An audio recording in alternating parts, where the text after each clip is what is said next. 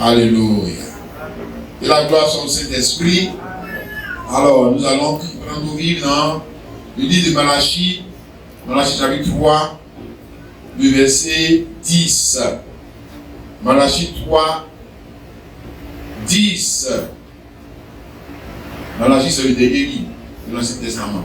Voilà, il est dit ceci: apportez à la maison du trésor toutes les dîmes, afin qu'il y ait de la nourriture dans ma maison. Mettez-moi de la sorte à l'épreuve, dit l'Éternel des armées, et vous verrez si nous pas pour vous les écrits des cieux, je crois sur vous la bénédiction en abondance. Alléluia. Nous s'asseoir. Nous allons parler donc de la maison du trésor de Dieu sur terre. Il est ici apporté à la maison du trésor toutes les dîmes. Voyez, il est bien question là d'une maison qui était qualifiée de maison du trésor. Et cette maison du trésor, dans le contexte dans lequel, voyez-vous, on va dire quoi, le mot maison du trésor est utilisé, il est question ici du temple de Jérusalem, le lieu où Dieu avait mis son nom. Donc nous voyons que ce lieu-là n'était pas seulement un lieu d'adoration, puisque ce lieu est qualifié de maison du trésor. Donc ce n'était pas seulement un lieu où on venait pour adorer, pour louer, pour être enseigné. Voilà. Non. Ou pour prier. Prier, c'est-à-dire soumettre ses besoins à Dieu. Mais nous voyons aussi que ce lieu était un lieu de dépôt. Parce que maison du trésor, ça veut dire qu'on avait déposé à cet endroit des choses précieuses. Alléluia. Voilà. Donc c'était aussi, cette maison était aussi un lieu où on déposait le butin de guerre. Butin de guerre, c'est trésor. Donc quand les enfants d'Israël allaient combattre, voilà, et puis ils étaient vainqueurs, ils dépouillaient leurs ennemis. Voyez ici dans le livre de Josué, chapitre 6, le verset 19, il est dit: tout l'argent et tout l'or, tous les objets d'airain et de fer seront consacrés à l'Éternel et entreront dans le trésor de l'Éternel. Voilà. Et le trésor de l'Éternel, c'était où? La maison du trésor, bien sûr. L'Éternel avait sa maison. Alléluia. Les enfants d'Israël avaient leur maison. Chacun d'entre eux avait la maison du roi, etc. Puis Dieu avait sa maison. Voilà. Maintenant, le trésor du roi, là, on envoie ça dans la maison du roi. Le trésor du Babou Daniel, il prend pour lui pour aller dans sa maison. Toi aussi, ton trésor, tu mets ça dans ta maison, non? C'est pas ça. Voilà. Pour Dieu, là, on met ça où? On mettait dans sa maison à lui. Ok? C'est pour ça que sa maison était appelée maison du trésor. Le trésor de l'Éternel. Donc, quand on sort, comme nous avons vu ici, on sort pour aller faire les guerres que l'Éternel nous donne la victoire sur nos ennemis. L'Éternel, ici, quand ils allaient vaincre, on va dire quoi, la ville de Jéricho, l'Éternel a dit aux enfants d'Israël que tout l'or, tout les trésors qu'ils allaient trouver, les pierres précieuses, le fer, les reins, tout ça, seront consacrés à l'Éternel et entreront dans le trésor de l'Éternel. On a compris ça? Amen. Amen. C'était aussi le lieu, comme on a lu ici, Malachie 3, le verset 10, apporter à la maison du trésor toutes les dîmes. C'était le lieu aussi où on déposait toutes les dîmes. Toutes les droites, c'est pas la dîme. Parce que les Français ne payaient pas la dîme, ils payaient les dîmes. Il y avait plusieurs types de dîmes. Et ces dîmes qu'on déposait dans la maison du trésor, c'était la sémence. Puisqu'il est dit, afin qu'il y ait de la nourriture dans ma maison. Hein? Voilà, l'argent là, ça c'était butin de guerre. C'est ça qui faisait rentrer l'argent dans la maison. C'est pas le dîme là qui faisait rentrer l'argent dans la maison. Tu as compris ça, non? Voilà. Je répète, ce n'est pas le dîme là qui faisait rentrer l'argent dans la maison de l'Éternel. C'était la guerre. Ok?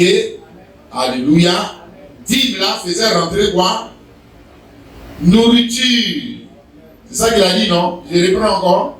Ou bien, mon frère, apporter à la maison du trésor toutes les dîmes, afin qu'il y ait nourriture dans ma maison. Maintenant, tu vois, c'est là que ça devient compliqué. Il ne faut pas interpréter. Voilà.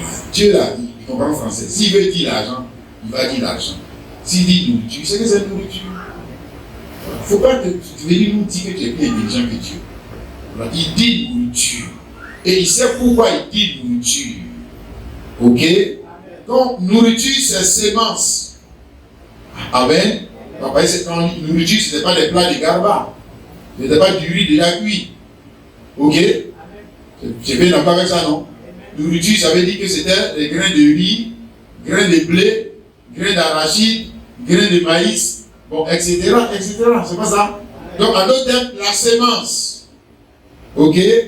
La sémence naturelle qui était déposée dans la maison, alléluia, de l'Éternel Dieu.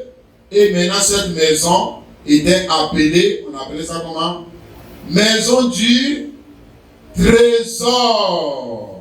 Alléluia. Amen. Trésor, on va le voir aussi, tout ce qui est indispensable à la vie. Hein, parce qu'il y avait l'argent dans cette maison. On a vu ça, non? Il y avait aussi la nourriture dans cette maison. Ok? Donc, les choses qui sont indispensables à la vie. Mais pas la vie pour la vie du ciel. Voilà, la vie terrestre. La vie terrestre. Tu as compris, non? Alléluia. Amen et amen. Donc, nous disons ici que nous voyons cette maison-là en type. Nous commençons d'abord par les types, hein, pour arriver sur la véritable maison. Parce que ici, c'était un type. Alléluia. Et nous voyons que la maison du trésor de Dieu, ici c'est la maison du trésor de Dieu de l'Ancien Testament. Hein? Voilà, c'est le temple de l'Ancien Testament. Et ce temple de l'Ancien Testament, nous nous rendons compte qu'il servait aussi de lieu de dépôt. Alléluia. D'argent et de la sémence. L'argent aussi c'était sémence, on a vu la dernière fois. L'argent aussi c'est sémence, non? L'argent aussi c'est sémence. Voilà, donc la sémence, on va dire quoi? Argent, et puis la sémence naturelle était déposée dans cette maison, donc qui était, on va dire ici maintenant, tu vois, comparable à une banque. Mais tu n'as pas vu ça? Oui. C'est comparable à une banque. Alléluia. Une banque. Parce qu'une banque, c'est quoi? C'est un lieu d'approvisionnement. Mais là, c'est l'argent. Mais il y a banque alimentaire aussi, non? Voilà, il y a banque alimentaire. Ça aussi, c'est banque. Alléluia. Supermarché, c'est quoi? C'est un lieu de dépôt aussi. Mais des aliments. Et puis tu vas là-bas pour t'approvisionner. Alléluia. Mais si tu ne vas pas aller au champ, parce que c'est que on va trouver dans le marché là. Voilà, ça y est, au champ. Maintenant, de là-bas, on envoie maintenant, on dit port sec, ou bien, comme on dit là, marché de gros, marché de ci, marché de ça. On dépose à cet endroit, et puis maintenant, toi, tu ne vas pas aller dans mon village là pour aller chercher des bananes, tu vois, non? Toi, tu vas jamais. Alléluia. Ah, voilà, maintenant, pour ceux qui, tu vas s'opposer, mais tu veux banane. Mais tu vas dans un endroit où on a déposé, c'est les hommes qui ont déposé là-bas. Voilà, c'est pas Dieu qui a déposé là-bas, c'est les hommes qui ont déposé. Maintenant, on dit pour qui il y a la nourriture. Donc, ça veut dire que ce qu'on a déposé là-bas devait servir à qui? À ceux qui étaient dans le besoin. Alléluia. Amen. Ils pouvaient venir c'est-à-dire que quand je n'ai pas à manger chez moi, je viens à la maison du trésor pour venir prendre la sémence. Tu as compris, non? On dit pour qu'il y ait de la nourriture dans ma maison. Alléluia. Nous avons cela en type dans l'Arche de Noé. Vous lisez Genèse chapitre 6, verset 21. L'Arche de Noé, et ce n'est pas seulement un lieu de refuge, mais l'Arche de Noé était aussi un lieu de dépôt. Une banque alimentaire pour traverser les mauvais jours.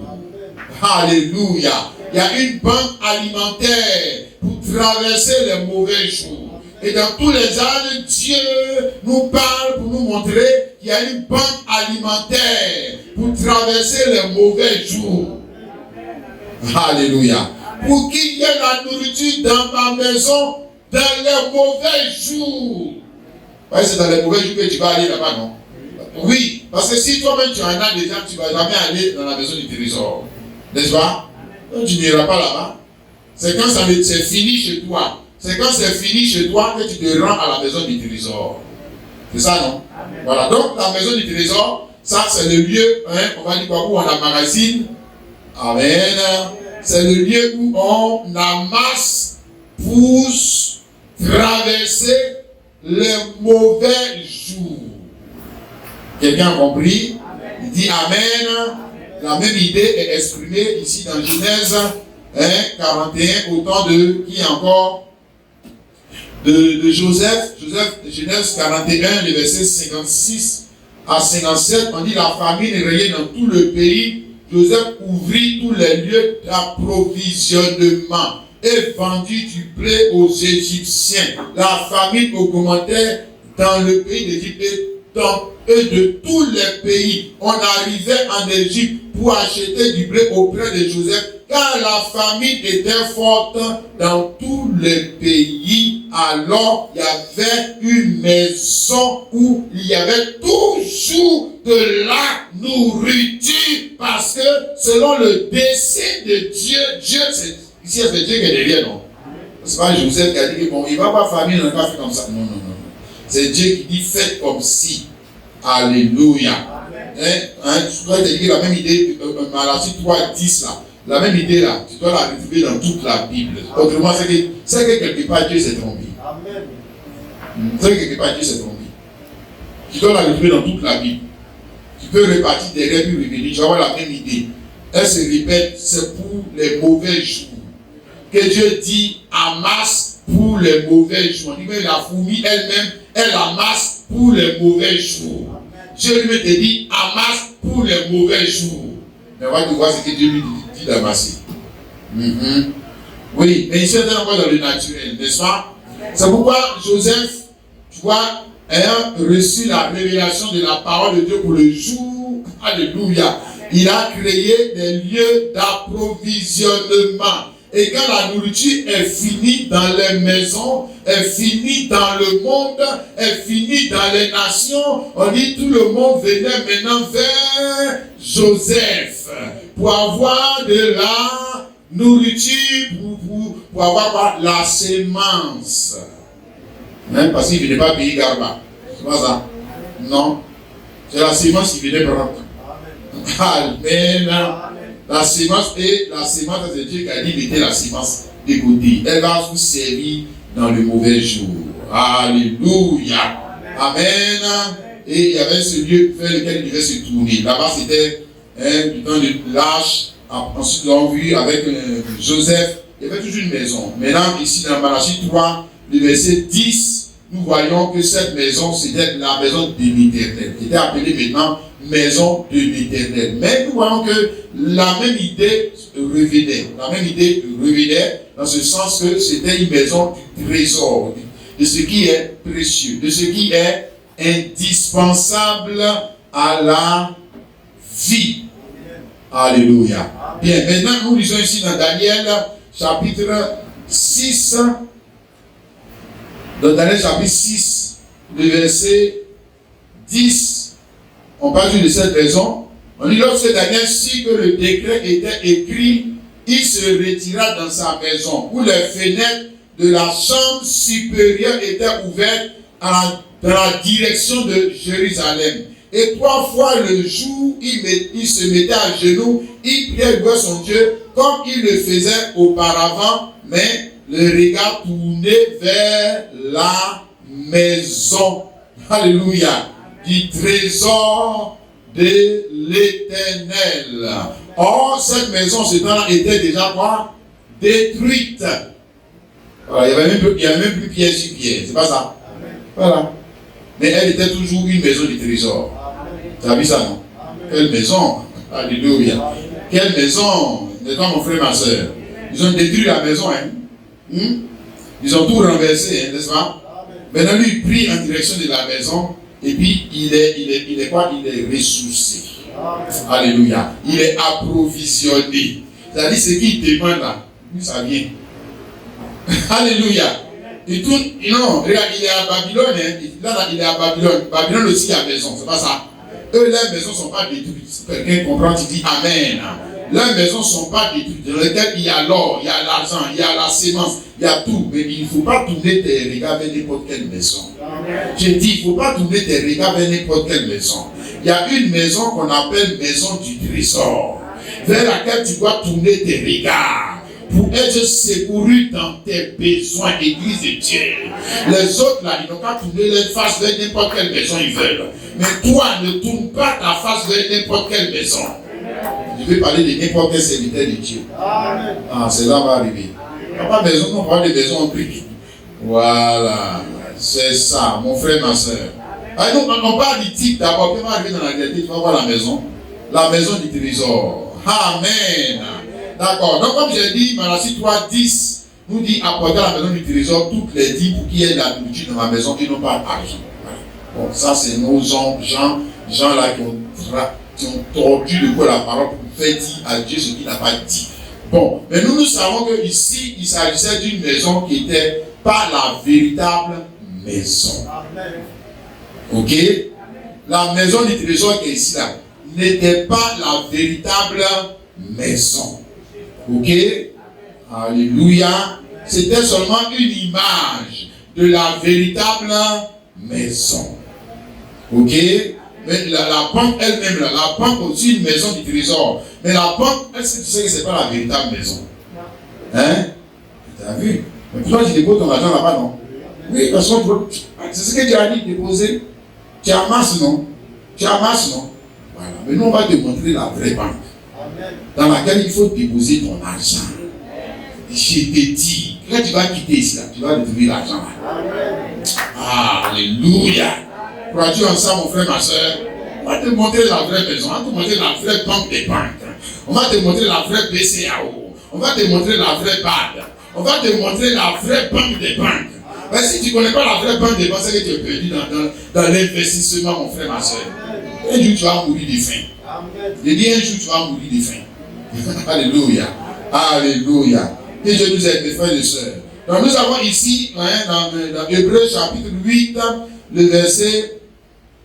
le verset 5, regardons ici ce que l'apôtre Paul nous dit. Lesquels célèbrent un culte, il parle des enfants d'Israël, qui célèbrent un culte, image et ombre des choses célestes, selon que Moïse en fut divinement averti lorsqu'il avait conçu le tabernacle.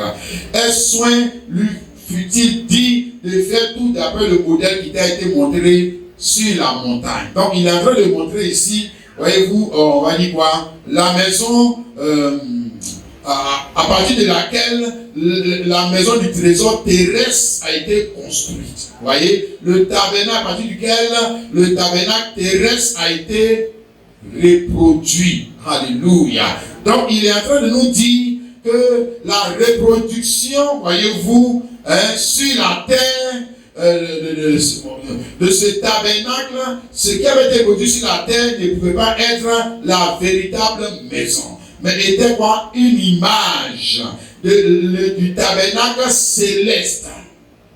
Amen. Le tabernacle céleste, c'est quoi? C'est la vraie BCAO. Je vais réutiliser ça. Amen. Ouais. Alléluia. La vraie banque fédérale. La banque des banques. Tu sais pas ça? Tu sais pas qu'il y a une banque des banques. Mais dans tout le monde, il y a une banque des banques. Comment je donne l'exemple du supermarché. Hein? Voilà. Hein? Où on va dire le marché de gros. Marché de gros, ce sont des images. Ce sont des images, je dis, qui t'en prend au marché de gros pour venir faire pour toi, non? Dis que tu es un grossiste, mais le grossiste même, il prend chez quelqu'un aussi. Il prend chez quelqu'un. Voilà. Mais il y a un endroit où tout est déposé et puis chacun vient prendre pour lui. Il y a un endroit. Tu sais pas ça? Si. Alléluia. Et l'endroit où tout est déposé et puis chacun prend pour lui, pour faire pour lui là. C'est le tabernacle céleste. C'est la banque. Alléluia. La vraie maison du trésor. Donc on nous montre ici que ce que les enfants d'Israël avaient fait sur la terre, que Dieu avait appelé maison du trésor, n'était pas la véritable maison du trésor. Alléluia. Et que la véritable maison du trésor, c'était le tabernacle céleste. Amen. Donc, si la maison qu'ils ont fait sur la terre n'était pas la véritable maison, donc ceux-mêmes qui adoraient dans cette maison, ils ne pouvaient pas être des véritables adorateurs. Hein? Ils ne pouvaient même pas avoir la véritable sémence. Parce que la sémence qu'ils avaient mis là-bas, et puis c'est pas Dieu qui avait mis la sémence là-bas, c'est eux qui prenaient la sémence et qui allaient la mettre là-bas. Tout ça, c'est pour nous montrer ce que Dieu allait lui-même faire. Non plus par une main humaine, mais par la touche du Saint-Esprit. Alléluia. Mais d'abord, on commence par l'homme. Et puis Dieu nous montre par l'homme pour arriver maintenant à la réalité. As-tu vu ça, mon frère, ma soeur? Amen. C'est pourquoi dans la maison qui était une imitation, on pouvait trouver, je vais dire, tout ce qui est vital et indispensable pour la vie terrestre. Donc, on a vu l'or, tu as besoin d'argent, non? Si la terre, c'est l'argent indispensable, c'est clair, non? Voilà. Manger aussi indispensable. Hein? Quelqu'un comprend? Amen. Amen. Adorer Dieu aussi indispensable. Louer Dieu aussi indispensable. On pouvait trouver ces choses dans cette maison. Amen. Mais pour la vie terrestre. Pour la vie terrestre. Parce qu'on ne pouvait pas trouver dans cette maison ce qui était véritable. Puisque je t'ai dit que cette maison elle-même n'était pas la véritable maison. C'est cela dont il est pas question ici dans Hébreux 8, 5. La maison dans laquelle ils ont déposé l'or, l'argent, le blé, le maïs, etc. n'était pas la véritable maison. Donc la semence qui était là-bas, la nourriture qui était là-bas, n'était pas la véritable nourriture. C'est pas le véritable. Hein? Frère. C'est l'imitation qui était là-bas. Alléluia. Vois-tu ça, mon frère, ma soeur? Maintenant, nous lisons Jean chapitre 2. Jean chapitre 2, Jésus nous parle de la véritable maison. Hein? Et nous allons voir dans la véritable maison, il y a tout ce qui est véritable aussi. Donc on dit véritable maison, donc attends-toi à voir tout ce qui est véritable là-bas. Alléluia. L'autre, on dit c'est imitation. Hein? Une figure, une image. Donc attends-toi à voir tout ce qui est une image là-bas. Ok? D'accord. Jean chapitre 2, le verset 19 à 21. Jésus leur répondit, détruisez ce temple et en 3 jours je le relèverai. Les Juifs disent, il a fallu 46 ans pour bâtir ce temple et toi en 3 jours tu le relèveras. Mais il parlait du temple de son corps. Vous ne pouvez pas dire, il parlait de la véritable maison du trésor. Ok? Ça vu ça dans mon frère, ma soeur? Non, lui il entend de parler de maison, il utilise toujours le même mot, maison, du trésor. Mais Jésus, lui, il ne parlait pas de la même maison du trésor que les Juifs. Tu es d'accord avec ça? Non. Lui parlait de la véritable maison du trésor. Et nous aussi qui sommes des chrétiens, Nous utilisons les mêmes mots que les hommes de ce monde, que les religieux, réussite, prospérité, bonheur, mariage, méritation. Nous ne parlons pas de la même chose. Nous parlons de ce qui est véritable. Et il ne continue de parler de ce qui est une imitation. Alléluia. Donc tu vois, cette maison ici, ou bien on va dire ces deux types de maisons, l'une est l'imitation. Il a fallu 46 ans pour bâtir cette maison. Hein? Et Jésus après elle a dit que cette maison va être détruite. Mais ici, il parle de la véritable maison.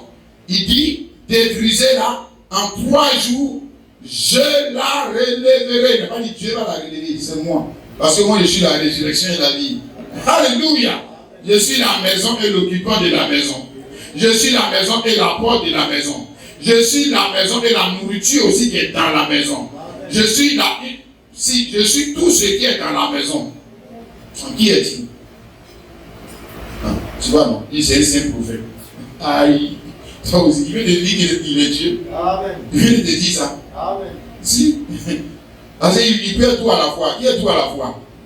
Qui peut tout à la fois? Il vient de te dire. Alléluia. Maintenant, tu vois ici, Jésus lui parle. Il parle de la véritable maison du trésor, mais il parle surtout de la dernière maison du trésor. Amen. Ici, nous avons la dernière maison du trésor. Parce que tu sais qu'il y a une dernière maison. Amen. Il y avait une première maison. C'est de celle-là dont les Juifs ils parlaient. Hein? Cette maison qui est une imitation. Et puis nous avons la dernière maison. La dernière maison. Hein? Ici dans le prophète Agé. Le prophète Agé, le chapitre 2, le verset 7 à 9, Dieu a parlé. Il dit, je prendrai toutes les nations. Les trésors de toutes les nations viendront. De toutes les nations viendront. Et je remplis de gloire cette maison. Ok? Et peut-être il parlait de quelle maison? Tu vois, non? Et il a dit que il parle du temple de Jérusalem. Non? Il parle du temple de Jérusalem. Il parle de la dernière maison. Amen. Et la dernière maison, c'est qui? C'est Dieu. Amen. La dernière maison, c'est qui? Du trésor, c'est Dieu. Amen. Le trésor même qui est dans cette maison, c'est qui? C'est encore Dieu. Amen. Là, oh frère, alléluia. C'est formidable. Mais ça, mon frère, ma soeur, quand tu comprends la parole de Dieu, et quand tu comprends dans ta tête, tu crois contre ces mystères-là, ta tête, tu crois, on a un problème. Hein? Voilà. Il dit, l'argent et l'or est à moi. Dit l'Éternel, la gloire de cette dernière maison sera plus grande que celle de la première. Dit l'Éternel de l'armée, et c'est dans ce lieu, le lieu de cette maison, dans ce lieu que je donnerai la paix. La paix, c'est shalom. La paix, c'est le salut. C'est dans ce lieu. Parce que dans l'autre maison, il n'y a pas le salut dans cette maison. Il y a le salut temporel. Quelqu'un comprend? Tu dis Amen. Parce que dans l'autre maison, il y a la sémence temporelle, la sémence naturelle. Oh, alléluia. Il y a l'or naturel. Tu es d'accord avec ça?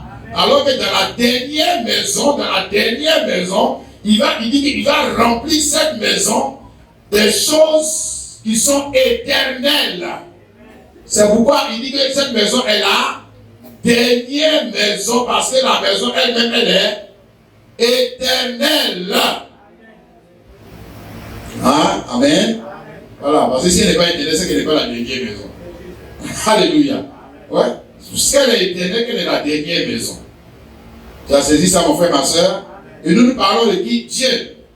Hein? Ésaïe chapitre 8. Ésaïe chapitre 8, le verset 13. Ésaïe 8, 13 à 14. Voilà. Laissez-moi vous lire ça. Pour vous, Ésaïe 8, voilà. Il dit, c'est l'Éternel des armées que vous devez sanctifier. Celui que vous devez craindre et redouter. Et il sera un sanctuaire. Alléluia. Un sanctuaire, c'est une maison. Mais un lieu d'adoration. Amen. mais il n'est pas seulement un lieu d'adoration, il est aussi un lieu de dépôt. Et c'est ça que nous voulons exploiter ce matin. Pas seulement le lieu d'adoration que Dieu est, mais surtout le lieu où il a déposé ce qu'il a de plus précieux. Parce que quand tu as quelque chose de précieux, frère, tu ne déposes pas ça dehors sur la route. Voilà. Tu mets ça dans une banque. Mais il est encore fort. En tout cas, tu gardes ça. Tu mets ça dans un endroit sûr. Alléluia. Et quel est le meilleur endroit sûr pour Dieu? C'est lui-même. C'est lui-même. Dieu dit que moi-même, je suis le meilleur endroit sûr. Le meilleur endroit sûr. C'est pourquoi il dit il sera au futur. Dieu sera. Pas il était. Non. Il sera un sanctuaire, mais aussi une pierre. Il est en même temps la maison et la pierre angulaire de la maison. Tout ça c'est compliqué. Comment il peut être la maison puis une pierre de la maison? Toi aussi quand même. Comment quelqu'un peut être la maison et une pierre de la maison? Où il est la maison, il est une pierre de la maison. Si, lui il est les deux. Non, quand on arrive à Dieu là, on arrive à un autre niveau de connaissance. À un autre niveau de la science. C'est ça mon frère. Où on parle d'une chose, et son contraire. Si tu n'as pas encore compris ça dans la Bible là, c'est que tu as un problème même comprendre la Bible. Si. Quand on arrive à Dieu, on parle d'une chose et son contraire. Voilà Dieu. C'est pour ça qu'il était difficile pour les Juifs de comprendre Jésus-Christ. Il dit, je suis le chemin, la vérité et la vie. Donc, en d'autres termes, je suis la vie. C'est pas ça. Et puis maintenant, lui-même, après, il va dire que mon Père m'a donné la vie. Aïe. Comment ça? Tu as dit que c'est la vie, non? Donc, qui va donner la vie à la vie? Qui peut donner la vie à la vie encore? La vie, c'est la vie qui donne la vie. Mais toi, tu es la vie, en même temps, toi encore, tu as donné la vie. Aïe. Voilà. C'est ça qui ont pris les musulmans, là. Et les autres religieux, là. C'est pas une science, c'est une science qui les échappe. Il dit, il sera un rocher de scandale pour les deux maisons d'Israël. Et c'est ça qui les a fait tomber. Amen. Plusieurs tribulations, ils tomberont, ils se briseront, ils seront enlacés et pris, enveloppe cet oracle, cette révélation de qui? Dieu. Amen. Parmi les disciples. C'est une révélation qui est scellée parmi les disciples de Jésus-Christ. Et ils vont comprendre le mystère. Alléluia. De cette maison du trésor. Les autres, tout ce qu'ils vont comprendre, c'est l'hébreu ou le grec. C'est tout ce qu'ils vont comprendre. Mon frère, ma soeur? Non. Mais nous, on comprend qu'il s'agit de Dieu lui-même. Alléluia. Ésaïe 44, verset 6. Ainsi parle l'Éternel, roi d'Israël et son rédempteur. L'Éternel des armées. Je suis le premier et je suis le dernier. Comment il peut être premier et dernier en même temps? Si. Lui, il est premier et dernier. Où on est premier, où on est dernier. Tu as déjà vu dans une classe quelqu'un qui est premier et dernier en même temps? Non, si, tu es lui le premier et le dernier. Amen. On va t'expliquer. Viens, on va t'expliquer. Au lieu de comprendre seulement le bleu là, viens, on va t'expliquer. Voilà. Comment lui peut être premier et dernier. C'est ça. Tu as compris, non? Mais nous parlons de la dernière, c'est ça qu'il est en train de dire ici. Dernier Adam, dernier homme, dernier temple, dernier prophète, dernier sacrificateur, dernier, il est tout, le premier et le dernier. Il n'a pas son successeur. Amen. Il n'a pas son successeur. C'est pour ça qu'il est dernier. Tu as compris, non? Amen. Alléluia. Amen. Bien, maintenant, nous parlons donc de Christ, n'est-ce pas? La véritable maison du trésor. Et si c'est la véritable maison du trésor, donc on doit trouver tout ce qui est véritable dans cette maison. L'autre, ce n'est pas la véritable maison. Voilà, donc Tu ne peux que trouver les... Et puis d'ailleurs, nourriture, il y avait aussi chez Quago là-bas. Hein? Il y avait aussi chez les Ammonites. Blé là, il y avait aussi chez les Ammonites. Fer, etc. Il y avait aussi chez les dragons. Dans la maison des dragons. Alors, qu'est-ce que tu as fait? Qu'est-ce que tu as d'extraordinaire? Non. Tu n'as pas le véritable. Parce que le véritable se trouve dans la véritable maison du trésor. Et la véritable maison du trésor, c'est Christ. Alléluia. Jean 1, le verset 6 à 9. Il est donc envoyé de Dieu. Son nom était Jean. Il vient pour servir de témoin, pour rendre témoin à la lumière, afin que tout Christ soit à lui. Il n'était pas la lumière, mais il parlait pour rendre témoin à la lumière. Cette lumière était la véritable lumière. Qui en venant dans le monde, qui en maintenant, c'est maintenant il vient dans le monde, tu vois. Tu as vu ça comme maintenant, non? C'est maintenant il vient dans le monde. Alléluia. Donc avant dans le monde, il y avait quoi? Il y avait le soleil, non? Est-ce qu'il était dans le noir? Non. Il n'y avait pas le soleil. S'il y avait le soleil, il n'y avait pas la lampe. Il n'y avait pas le chandelier dans les maisons, dans les anciennes maisons. S'ils avaient le chandelier dans l'ancienne maison, mais il n'y avait pas la véritable lumière. Il n'y avait pas. Mais la véritable lumière est dans quoi? La véritable maison. Amen. Alléluia. Regarde ça ici, mon frère, ma soeur. Apocalypse, chapitre 21, le verset 23. Dit, la ville n'a pas besoin ni du soleil, ni ici, là, on est dans quel, on est où? Dans le véritable tabernacle. Hein? La ville, c'est quoi? C'est le véritable tabernacle. Hein? Et Dieu avait les hommes. C'est à partir de ce tabernacle-là qu'ils ont fait pour en bas là-bas.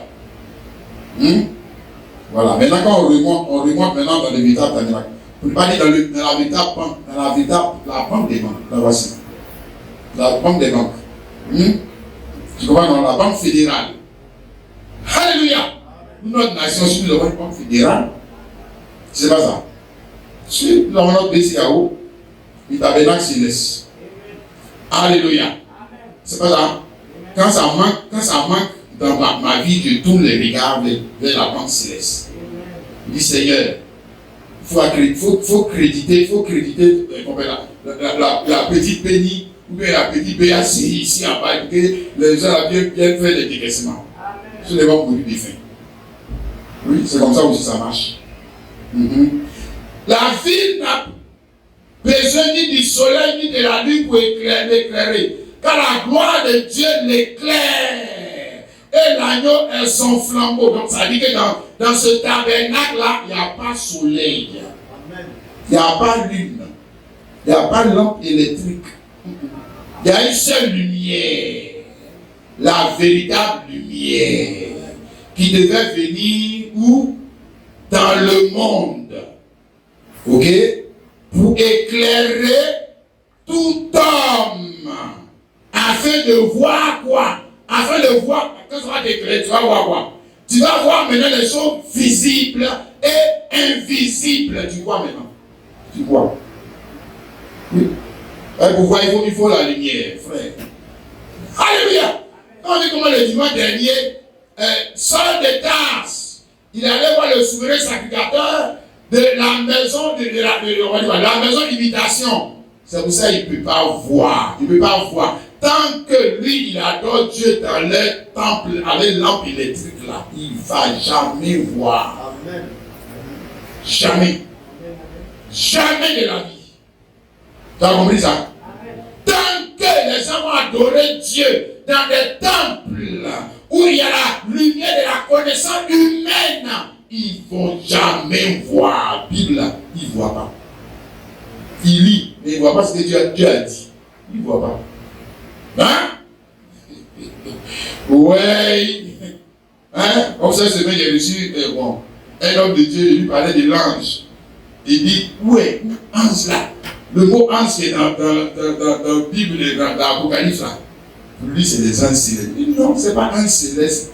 Ce sont des anges venus serviteurs ou envoyés. Le gars dit, non, il s'est levé. On n'avait pas fini l'échange, il s'est levé, il dit, non, ça, il faut élever les gars.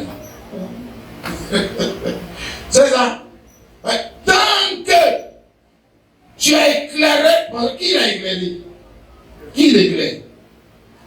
lumière qui t'éclaire, la vient de quel temps? De quel CIE? De quel ESI? Ça vient d'où? On nous parle de la lumière de la connaissance. Et regarde ici, la lumière de la connaissance de Dieu, qui est où? Au ciel, maintenant qui va venir sur la terre. Puis il est dit au verset 24, les nations marcheront à sa lumière. Les nations marcheront à sa lumière. Et les rois de la terre y apporteront leur gloire. Mais d'abord, ils ont marché à sa lumière. Tu es d'accord avec ça? C'est marcheront, non? Marcheront, non? Hein? Mais maintenant, tu fais quoi? C'est marcheront, non? C'est marcheront, non? Mais maintenant, les rois là, ils font quoi? On fait quoi? On marche à quelle lumière? Tu as vu? Là, tu vois, non, le gars il comprend le bruit, il n'a pas bien compris ce que tu as dit. C'est marcheront, non? Bon, et maintenant, aujourd'hui, là, depuis que tu es converti, là, tu marches avec quelle lumière? C'est quelle lumière qui t'éclaire? Parce qu'il y a une lumière qui va t'éclairer. Parce qu'on est dans la nuit. Oh, si, on est dans la nuit. Comme sol de tasse, on est dans la nuit. Quelle est la lumière qui t'éclaire? Où la lumière qui t'éclaire, c'est qu'il est dans quel temple? Regarde. Regarde, mon frère, ma soeur. C'est pourquoi, tu vois, non, Malachie 3:10 là. Tant que ce n'est pas la lumière qui vient du temple de Dieu céleste qui t'éclaire. Toi, tu lis ça, tu vois l'argent. Toi, quand tu lis là, tu vois l'argent. Et puis, tu vas relire ça 1000 fois, tu vas voir ça l'argent. C'est tout ce que tu vois. Tu t'es arrêté là. Alors que Dieu ne parle même pas de l'argent seulement. Il est au-delà. Il parle de la vie éternelle. Par une nourriture, ça donne la vie, non? Voilà, ça donne la vie. Nourriture donne la vie. Nourriture enrichit ta tête là. Si tu ne manges pas même là, tu vas commencer à avoir bleu ici. C'est ça. Il parle d'enrichir. Enrichir avec la nourriture. La nourriture enrichit. C'est pas seulement l'argent qui enrichit. Quand on mange, pour s'enrichir. Et on dit que non, il n'a pas calcium, il n'a pas fer, il n'a pas ci, il n'a pas ça, il n'a pas tant. Voilà, notre soeur qui est là, elle est dans la santé, c'est bien de quoi on parle. Et on va dire quoi? On va dire que c'est l'argent. On va dire, mon ami, il faut manger ci, il faut manger ça, il faut manger. On va te montrer les aliments qu'il faut manger. C'est pas fait d'argent. C'est une affaire de t'enrichir de ce que tu n'as pas, mais surtout enrichir ta vision. Hein? Avec quelle lumière? De quel temple? Toi, tu sais Dieu dans quel temple? C'est à part ça. Tu sais Dieu dans quel temple? Et une véritable ou une imitation. Les nations marcheront. Non, mais les nations marchent déjà. Si. C'est l'église des nations. Ici, on parle de l'église des nations. On ne parle pas de nos gens là, les baoulés d'en bas, les bourreaux d'en bas, les wobés d'en bas, les américains d'en bas. Ce n'est pas de ceux-là qu'on parle. On parle de l'église des nations. On ne parle pas de ceux-là. Mais eux, là, ils marchent avec le soleil. Voilà. Eux, ils marchent avec la lampe électrique. Eux, ils marchent avec la lumière, la connaissance. Un peu les églises et les religions bizarres, là. Eux, ils marchent aussi avec la lumière d'en bas. Ils ne veulent même pas une lumière qui vient du ciel. Mais on fait quoi une lumière qui vient du ciel? Non, c'est pour les enfants de Dieu. Hein? Comme sol de tasse, la lumière qui était au ciel. Où? Au ciel où? Dans le véritable tabernacle. Pour venir l'éclairer. C'est cette même lumière qui est venue l'éclairer là. C'est cette même lumière là, ce matin là, qui essaie de t'éclairer. Est-ce que tu sais ça? C'est la même lumière. C'est la même lumière qui te parle ce matin. Pour t'éclairer. Pour que tu marches. Alléluia. La lumière de la connaissance. Ou l'illumination de l'intelligence. Qui amène l'homme à changer de pensée. Parce qu'il voit sa destinée clair. Il n'a pas besoin de prophète. Il voit clair. Il sait où il va. Il y a la lumière. Est-ce que tu as saisi ça? Alléluia. Jean chapitre 6, le verset 32 à 33. 35, Jésus leur dit, en vérité, je vous le dis, Moïse ne vous a pas donné le pain du ciel, mais mon Père vous donne le vrai pain du ciel. Vous pas dire le véritable pain ou alors la véritable sémence. Pain là, c'est pas garba, c'est sémence. Bon, pain que le mettait là-bas, Dieu dit, allez mettre la nourriture dans ma maison. C'est quelle sémence mettez? C'est ça que je viens de dire. Vous, ce que vous avez mis là-bas, là, ce n'était pas la véritable sémence. Amen. C'est ce que je viens de leur dire. Ce que vous avez mis dans votre maison du trésor là, ce n'est pas la véritable sémence. Non. C'est maintenant que mon Père vous donne le vrai pain, la vraie sémence. Alléluia. Amen. La semence qui produit le fruit de l'esprit. Tu as vu ça, non? C'est pas une semence qui produit son fruit. Hein? Car le pain de Dieu, c'est celui qui descend du ciel et qui donne la vie au monde. Il lui dit, Seigneur, donne-nous toujours ce pain. Jésus lui dit, je suis le pain de vie. Hein? Hein? Ou bien l'autre thème, le véritable pain de vie. Voilà, il vient de dire. Je suis le véritable pain de vie. Celui qui vient à moi n'aura jamais faim. Celui qui croit à moi n'aura jamais soif. Hein, mais laisse-moi dire ça comme ça. Celui qui vient à moi n'aura plus faim de quoi? Du péché. C'est de ça qu'il parle. On n'a pas dit comment ça? Celui qui vient du geste, il ne mange pas. Est-ce qu'il ne boit plus? Tu comprends? Est-ce qu'il mange, il boit? Il mange toujours, il boit toujours. On n'a pas dit qu'il n'aura jamais faim. Ça finit. Il n'a plus faim des choses du monde, ça finit. Il n'a plus ça. Non. Il n'a plus ça de religion. Il n'a plus ça d'amusement. Mais il a faim. Ça dit sa faim et sa soif ont été remplacées par une faim et soif de ce qui est véritable. Ce qui est véritable. Est-ce qu'on veut ça, mon frère, ma soeur? Alléluia. On pourrait continuer aussi encore avec Colossiens, chapitre 2. Colossiens, chapitre 2, le verset 2 à 3, il dit, afin qu'ils aient le cœur rempli de consolation, qu'ils soient unis dans la charité et enrichis. Oh, alléluia, c'est ça. Enrichis d'une pleine intelligence pour connaître le mystère de Dieu, ça va Christ, dans lequel sont cachés tous les trésors de la sagesse et de la science ou connaissance. Tu as vu la maison? Amen. Ouais. La véritable maison. Dans laquelle Dieu a mis tous les trésors. Mais est-ce qu'il n'y avait pas de trésor de l'autre côté? Maintenant, trésor, ce n'est pas le même mot. Trésor qui revient. Maintenant, on comprend. C'est que l'autre côté là, c'était temporel. C'était pas ça. C'était pas le véritable trésor. Parce que je te répète, ce que les gens ont déposé dans le temple de Dieu là, c'était dans le grenier aussi des pharaons. Pharaon avait ça. Les gens, les païens, ils avaient aussi ça. Dans les temples, ils avaient aussi ça. Même chose. Comme ça. Non, c'est pas ça. Donc c'est un type. Hein, pour arriver au véritable. Nous on comprend, non, les enfants et les sœurs. Toujours, Colossiens 2, le verset 9.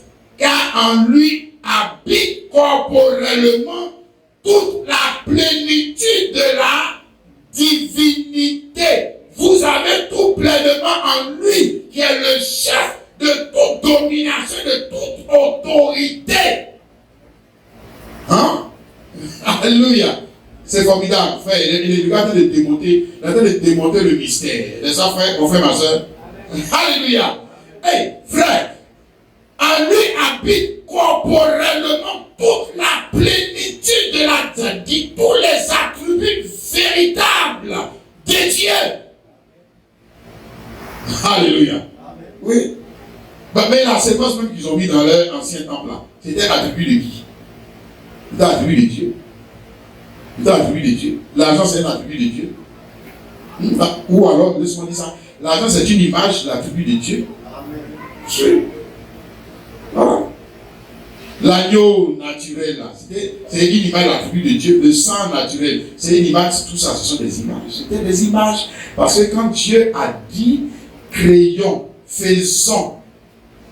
Donc, il fait à partir de ce qu'il est. Il fait à partir de ce qu'il est. Il rend visible ce qu'il est. Tu n'es pas d'accord? Il dit que faisons le lion. Parce que lui-même, il est le lion de la tribu de Juda. Amen. Voilà. Tu as compris? Alléluia! Donc, à partir de là, maintenant, tu as le lion qui est l'imitation, et puis tu as le lion véritable. C'est pas ça? Oui. Ah, frère. Mais là, tu vois, là, on devient sérieux. J'espère qu'on va pas rester, nous, on va rester dans l'imitation. On veut passer au véritable. C'est ça que nous, on veut. C'est ça, frères et sœurs. C'est ça que nous, on veut. Quelqu'un comprend, dit Amen. C'est nous, on veut pas. C'est les païens qui veulent rester dans l'imitation. Nous, on veut passer au véritable. Alléluia. Et pour passer au véritable, il faut commencer par te tourner vers qui? Christ. C'est ça, non? Oui. Alors qu'avant, il y avait une maison, on a vu avec Daniel, quand tu pries, tu te tournes vers la maison imitation. C'est pas ça? Ouais. C'est Dieu qui a dit. Et puis, frère, fais attention. C'est là ça devient sérieux. C'est ça, mon frère? C'est là ça devient sérieux. Hein? Mon frère, ma soeur. On ne va pas dire ça. Mais dans 1 roi 8, le verset, 1 roi 8, le verset 44 à 45, c'est Dieu qui a dit que la maison que Salomon allait bâtir là, que si tu es loin, il faut te tourner. Quand tu pries là, il faut te tourner vers la maison. C'est Dieu qui l'a dit. Amen. Ce n'est pas les enfants israéliens qui ont pensé que quand tu es loin, il faut te tourner. C'est Dieu qui a dit que quand on prie, on se tourne vers la maison. C'est Dieu qui a dit que si on veut prier, allons dans la maison. C'est Dieu qui a dit qu'on n'a qu'à déposer les trésors dans la maison. Tu as vu ça? Hein? Maintenant, des gens comme ça là, à qui on l'a enseigné toute leur vie que Dieu a dit, mettez à la maison. Tournez la maison. Puis après, maintenant, on vient leur dire encore que non. Maintenant, on dit, tournez-vous vers Christ. Ils vont dire quoi? Ils vont dire faux prophète. Ils vont te dire faux prophète. C'est un peu comme le sol des tasses. Ils vont te dire faux prophète. Mais ils ne connaissent pas l'écriture. Celui qui dit ça, mais il ne connaît pas l'écriture. Voilà. Il croit que l'écriture se contredit. C'est un peu comme Matthieu 28, 19. Allez faire les nations des disciples, les nations du Père, du Fils et de l'Esprit. Et puis même le même Christ, Jésus, il vient rentrer dans Pierre et puis il dit que soyez baptisés au nom de Jésus. Mais il dit que non, on prend pour Jésus. Non, on prend pour Jésus. Les gens qui marchent dans la lumière électrique là, et non, on prend pour Jésus. Non, on prend pour Jésus. Nous, on a pris pour Jésus. Nous, on devrait finir à Jésus. Tu as vu? Tu as vu?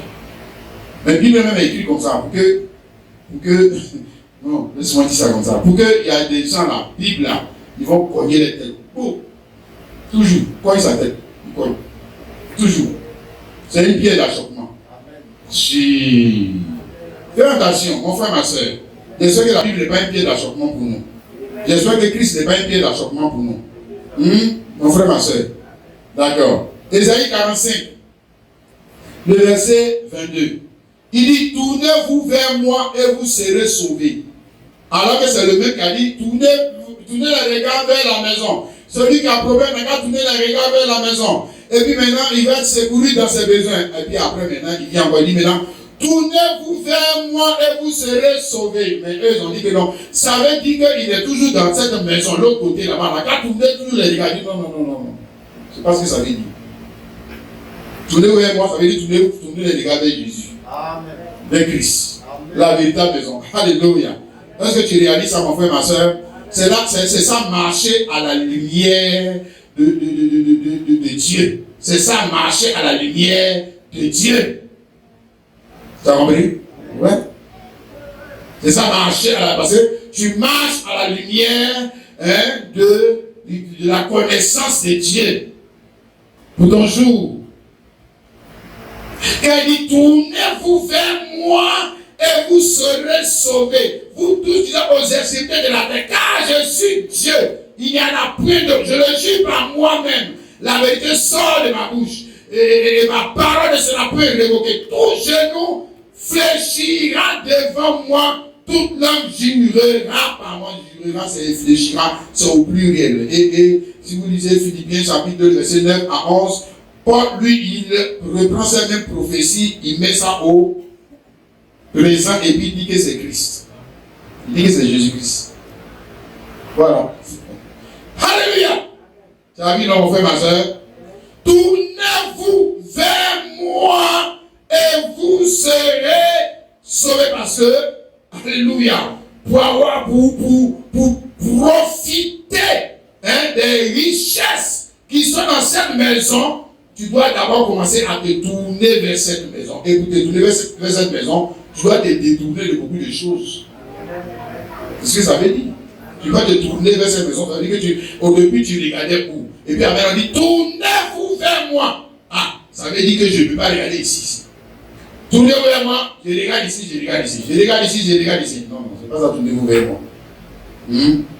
Tournez-vous vers moi, ça veut dire que vos regards étaient ailleurs. Maintenant, vos regards doivent ramener dans la bonne direction. Regardez la bonne personne. Regardez au vrai temple. Regardez au vrai serviteur de Dieu. Regardez au vrai lieu de dépôt de la grâce. C'est ça qu'il a de dire. Tournez-vous vers moi et vous serez sauvés. Ne regardez plus à cette maison. Regardez maintenant à la véritable maison. Donc, en d'autres termes, regardez dans la bonne direction. Alléluia. As-tu vu ça, mon frère, ma soeur? Oh, alléluia, amen. Matthieu 11, 28, que nous connaissons, n'est-ce pas? Qu'est-ce qu'il dit? Jésus, c'est Jésus qui parle. Venez à moi, vous tous qui êtes fatigués et chargés, et je vous donnerai le repos ou le salut ou le sabbat. Où? Mais dans la maison. Dans la maison. Alléluia.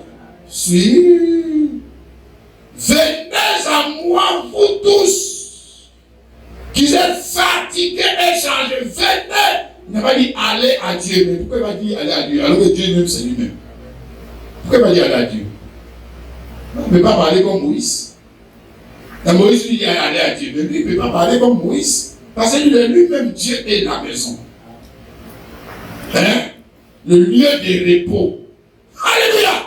Oh, dans leur maison, Dieu n'a pas trouvé le repos. Maintenant, nous avons la maison dans laquelle il y a le repos. Et si Dieu a trouvé le repos dans cette maison, alors c'est dans cette maison que nous aussi on peut trouver le repos de nos âmes. Oh, alléluia. Venez à moi, vous tous fatigués, chargés. Je vous donne le repos. Et il n'a pas dit après ta mort. Ça, c'est la religion qui nous enseigne des bêtises comme ça. Et après sa mort, le prêtre va venir prier. Pour que le monsieur puisse rentrer, il puisse entrer maintenant dans le repos de l'âme, mon ami. Quand on vient prier pour toi, ça veut dire que tu vas en faire. Direct. C'est ce que ça veut dire. Ouais. Parce que le repos, on l'a une fois qu'on se tourne vers Jésus-Christ pour entrer dans l'âme. Alléluia. Et nous voulons entrer dans la maison. Mes chers frères et sœurs, c'est ce que j'essaie d'abord de vous montrer. Comment il est essentiel. Non pas de venir seulement dans le lieu de prière, de Kwaku, dans tout autre lieu, mais de nous tourner vraiment vers lui. Amen. Alléluia. Vous entrez en lui. Alléluia. Afin de quoi? De nous approvisionner. N'est-ce pas? Comme on va le voir. Nous approvisionner de tout ce qui est vital. Tout ce qui enrichit. Alléluia. Tout ce qui est nous éclaire. Amen. Tout ce qui enrichit l'intelligence, tout ce qui rend prospère, tout ce qui est indispensable à la vie. Parce que pour avoir les choses de la maison, il faut entrer dans la maison. D'abord, il faut identifier la maison, et c'est ce que j'essaie de faire. Il faut identifier la maison. Alors nous avons identifié cette maison. Christ est la maison, c'est ça? Alléluia. Ici, Hébreux chapitre 10, le verset 19 à 20, il a dit, ainsi donc, frères, puisque nous avons, au moyen du sang de Jésus, une libre entrée dans le sanctuaire. Par la route nouvelle et vivante qui a été inaugurée pour nous au travail du bois, c'est-à-dire de sa chair. Il y a toujours des contradictions en lui. Comment le gars il est de sanctuaire, Et puis encore lui-même, il est venu inaugurer route. Et puis encore lui-même, il est le secret agrégateur. Le gars qui est un bon intellectuel, il est perdu dans les films. C'est qu'elle a fait ça. Vous n'avez pas dit que c'est lui-même qui est le sanctuaire. Maintenant, on nous dit ici que c'est lui-même qui a inauguré la route pour aller au sanctuaire. Ah! Vous aussi. Vous êtes dans quoi? On est dans Dieu là, dans le mystère de Dieu là. C'est dans ça qu'on est comme ça. Si, c'est ça. C'est de ça qu'on entend parler. Alléluia. Amen. Donc, on nous montre le moyen d'avoir la maison. Comment entrer dans cette maison? Par le moyen du sang de Jésus-Christ. Ou la foi, notre foi dans le sang. Ou alors, laisse-moi te dire encore comme ça, notre foi dans la voie du sang. Parce qu'aujourd'hui, nous, on ne voit pas le sang. N'est-ce pas ça? Mais on doit entendre la voix du sang. Parce que le sang veut dire quelque chose. Amen. Pour entrer dans le sanctuaire. Amen. Et puis, ce n'est pas entrer dans le sanctuaire 2 jours et puis sortir. Non, ce n'est pas de ça que l'on parle. Hein? Voilà, c'est l'ancien temple là. Quand on rentre, on sort, on rentre, on sort, on rentre, on sort, on rentre, comme dans un moulin. Voilà. Là, c'est, parce que ce n'est pas un temps véritable. Voilà, comme ici par exemple, on rentre, on sort, on rentre, on sort. Ce n'est pas le temps véritable. Mais nous parlons ici d'un sanctuaire. Quand l'homme qui est rentré là, il ne sort plus. Amen. Toi-même là, tu n'as pas la force même pour sortir. Cette force là, ce n'est pas possible. Parce que pour sortir, il faut vaincre Christ pour sortir. Amen. Ce n'est pas possible. Alléluia! Ça c'est bon. Les enfants et sœurs. Parce que nous avons un lieu de repos. Un lieu de refuge. Mais un lieu, une banque des banques. Quand on rentre là-bas, on ne sort plus. Alléluia! Ça j'aime ça. Dis Amen. Es-tu d'accord avec ça mon frère, ma soeur? Si. Ici dans l'Apocalypse chapitre 2, le verset, Apocalypse 2, le verset, chapitre 2.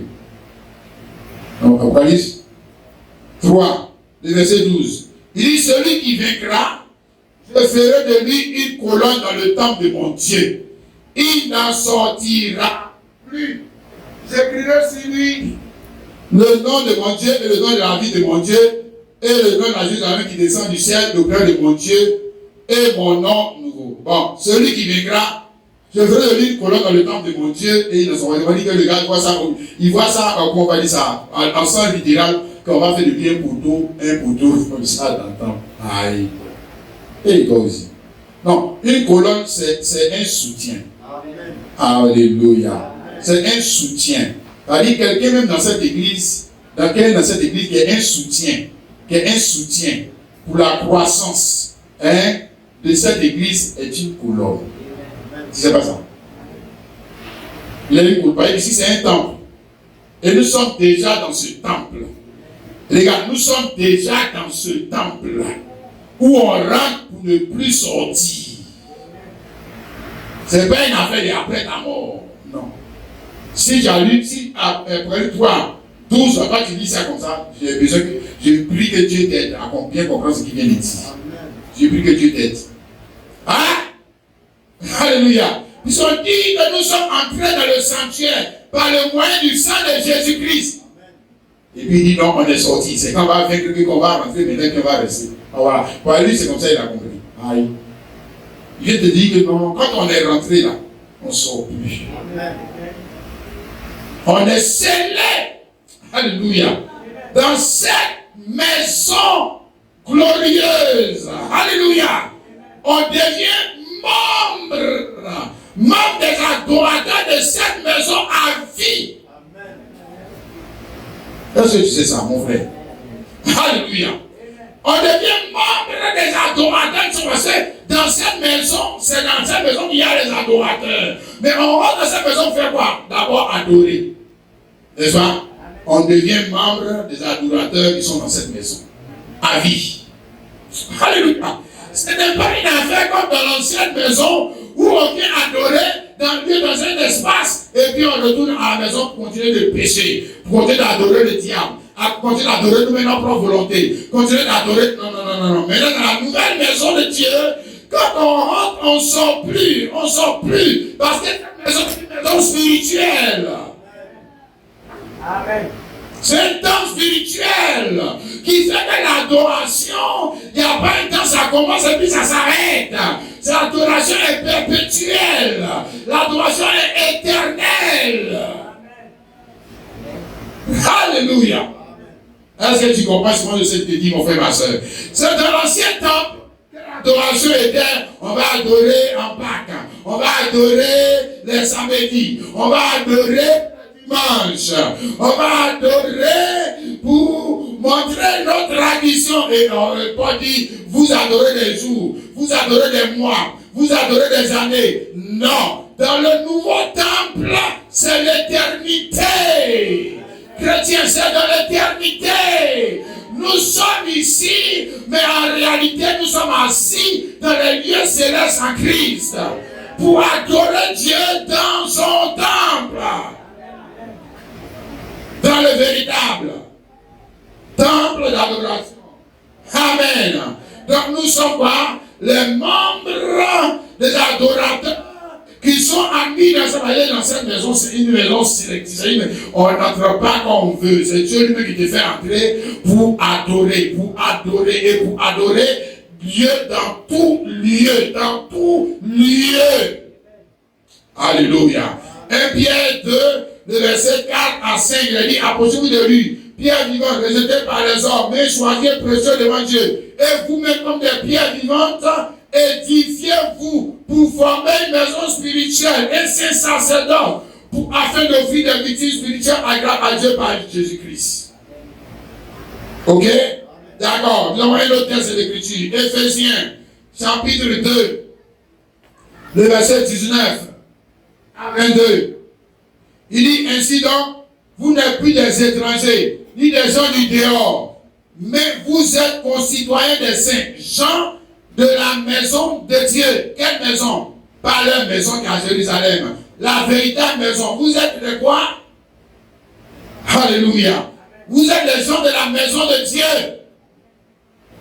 Ou alors, laisse-moi dire ça, les gens de la famille de Dieu. Parce que maison aussi veut dire famille. Alléluia. Amen. Maison veut dire aussi quoi? Nation. De la nation de Dieu. Maison veut dire quoi encore? Église de Dieu. Alléluia. Vous êtes des membres de l'adorateur de cette maison. Vous n'êtes pas, frère, je vais insister, vous n'êtes pas des membres de l'adorateur de l'ancienne maison. Amen. C'est les membres de l'adorateur de l'ancienne maison qui venaient avec dîmes. Vous êtes les jeunes adorateurs de la nouvelle maison. Ah, tu vois, frère, c'est eux qui venaient avec dîmes. C'est eux qui venaient avec prémices. C'est eux qui faisaient offrande de quoi, action de grâce. C'est eux qui tiraient les moutons pour venir tirer les moutons, pour venir tirer les pigeons, pour venir. Non. Nous ne sommes plus membres des adorateurs de cette maison. Hein? Non. C'est eux qui soulevaient les patates comme Caïn à les aubergines pour venir. Non. C'est eux qui venaient avec la sémence naturelle. Parce qu'ils n'avaient pas la sémence spirituelle. Ils n'avaient pas la parole. Ah, comprends mon frère. Le langage de Dieu. Mais maintenant nous parlons des membres. Des gens de la maison de Dieu qui ont été édifiés sur le fondement des apôtres. Regardez votre fondement, c'est-à-dire le fondement de la famille, le fondement de la nation, de votre nation, le fondement de votre église. Le fondement de votre église, ce n'est pas Abraham, Isaac, Jacob. Le fondement de votre église, de votre nation, de votre peuple, c'est qui? Les apôtres et prophètes de Christ. Ah! Oh, mais les gens, même, il y a des quoi dans les yeux. Mais quel livre, il ne comprend pas ça. Il y a quoi dans les yeux? Il veut nous ramener toujours. Regardez, la polygamie. Est-ce que Abraham, Isaac, Jacob n'étaient pas polygames? Frère, on dit ici, regardez. Vous avez été édifiés sur le fondement des apôtres et des prophètes de Christ. Mais là, qui était polygame parmi eux? Oh! Qui était polygame parmi eux? Arrêtez vos bêtises là. Hein? Regarde, quand on te montre la maison et la manière dont on adore, ça peut perdre la même chose. On avait dit, prenez la semence naturelle. Pourquoi? Je répète, parce qu'il n'avait pas la semence de Dieu. Ah, Dieu n'a pas donné sa semence. Donc, il fallait quelque chose pour susciter la semence de Dieu. Donc, Dieu dit, prenez la semence naturelle, la palette, mettez dans ma maison. Voilà. Et il faisait ça. Voilà. Mais Dieu lui-même, un jour, allait nous donner le temple dans lequel lui-même il dépose sa sémence. Alors, le temple dans lequel il dépose lui-même sa sémence. Marie était le type aussi de ce temple dans lequel Dieu lui-même dépose maintenant sa sémence. Et là, ça commence. Je te montre maintenant. Je parle maintenant du véritable temple. Alléluia! Et des gens qui sont de la maison de Dieu. Ils ont été édifiés sur le fondement des apôtres et des prophètes, Jésus-Christ lui-même étant la pierre angulaire de ce temple, c'est-à-dire la pierre de fête, parce que ce temple a, on va dire quoi, la figure géométrique de ce temple, c'est la pyramide. C'est pas un carré. Il dit, je bâtirai mon église. L'église a quelle figure géométrique? C'est-à-dire, il va bâtir, non? On dit maison. Donc, la maison a quelle figure géométrique? C'est pas un rectangle. C'est pas un rond. Pyramide. Parce qu'il faut la pierre angulaire doit être au-dessus. Pas en bas. Pas en dessous. Jésus n'est pas en dessous. Il est au-dessus. Mais là, il dit, et en lui, tout s'élève, tout l'édifice bien coordonné s'élève pour être un temple saint dans le Seigneur. En lui, vous êtes aussi édifiés pour être une habitation de Dieu en esprit. Hein? Regarde maintenant, frère, ça devient sérieux. Alléluia. On dit que nous sommes les gens de la maison de Dieu. C'est pas ça? Et puis nous-mêmes encore qui sommes les gens de la maison de Dieu, nous sommes aussi, quoi encore? Temple. Hein? Il dit encore que toi encore tu es membre de la maison. Membre de la maison, ça veut dire que une pierre de la maison. Toi, tu es une pierre de la maison, non? Hein? Toi qui es encore une pierre de la maison, toi le même encore, tu es temple. Amen. Donc, c'est pas pour Jésus que c'est bizarre, hein? C'est bizarre aussi chez toi. Quand Dieu vient de ta vie, tu deviens mystère. Tu deviens mystère. Amen. Quand tu deviens mystère, tu fais partie du mystère. Comment le gars peut être une pierre et une maison? Aïe. Mais si, il est pierre et une maison. Ça dépend de l'angle sur lequel tu le regardes. Alléluia. Tu as saisi ça, mon frère, ma soeur? Amen. Donc, maintenant, nous parlons de temple. Donc, s'il est temple, ça veut dire qu'il n'est pas seulement un lieu d'adoration. Regarde, ça veut dire qu'il n'est pas seulement un lieu où on prie. Non, ça veut dire qu'il n'est pas seulement un lieu où on chante. Non, ça veut dire qu'il est aussi quoi? Une banque. Alléluia. Amen. Tu as saisi, mon frère, ma soeur? Donc, il est temple. Donc, s'il est temple, il n'est pas temple à l'image du temple de l'Ancien Testament. Non. Non. Je répète encore. Il n'est pas temple à l'image du temple des bouddhistes. Non. Non. Regarde, c'est le même mot. C'est le même mot qui est utilisé. Mais on ne dit pas la même chose. Non. Voilà. Donc, on parle ici des temples à l'image de Christ. On parle des temples à l'image de Christ. Ou des pierres du temple à l'image de Christ. Tout est à l'image de Christ. Alléluia. On parle des adorateurs à l'image de Christ. On parle des serviteurs à l'image. On ne parle pas des serviteurs à l'image d'Abraham. Arrêtez ces bêtises-là. On parle de ce qui est à l'image de Christ. Et Christ, il était temple à l'image de quel temple? À l'image de quel temple? Le temple céleste. Temple céleste. Temple céleste. La lumière que c'est de ce temple-là, ce n'est pas une lumière électrique. C'est la véritable lumière. En d'autres termes, la connaissance qui est sortie de lui. La connaissance de la parole pour éclairer. Quelle école théologique qui avait cette connaissance? Laquelle? Les pharisiens, les sadducéens, lesquels? Qui avait cette connaissance? Personne. C'est lui seul qui l'avait. Amen. Si tu vois ça, mon frère, ma soeur, bien, maintenant regarde. 2 Corinthiens, chapitre 4, le verset 6 à 7. 2 Corinthiens, chapitre 4. Paul dit ceci, car Dieu, qui a dit, la lumière brillera du sein des ténèbres, a fait briller la lumière dans nos cœurs, pour faire resplendir la connaissance de la gloire de Dieu sur la face de Christ. Nous portons ce trésor dans les vers de terre, afin que cette grande puissance soit attribuée à Dieu et non à nous.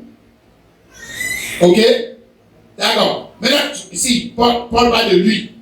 Ici aussi, on va parler de toi et de moi. Mais d'abord, commençons sur lui. Il parle ici de quoi? De la lumière de la connaissance ou du trésor. Alléluia. Le trésor qui était en Christ. Qui était en Christ là. Il dit que le trésor qui était en Christ, lui était aussi en lui. Et puis ce Christ est en Christ, Christ vient en toi avec tout ce qu'il représente de valeur. Toutes ces valeurs. Tout ce qui est indispensable à ta vie, mais aussi à la vie des autres, parce que tu deviens un Dieu d'approvisionnement. Où est-ce qu'ils vont trouver le salut? Où est-ce qu'ils vont trouver la lumière pour voir? Où est-ce qu'ils vont trouver l'eau? Où est-ce qu'ils vont trouver la nourriture? Mais il faut qu'ils viennent dans un temple. Il faut qu'ils viennent dans un temple. Comme maintenant, il ne vient pas ici dans le temple de l'Éternel. Il faut qu'il croise la personne qui est le temple dans lequel Dieu a investi ses grâces. Alléluia. Et quand tu crois cette personne-là, j'espère que tu réalises que tu fais partie des hommes heureux. J'espère que tu réalises.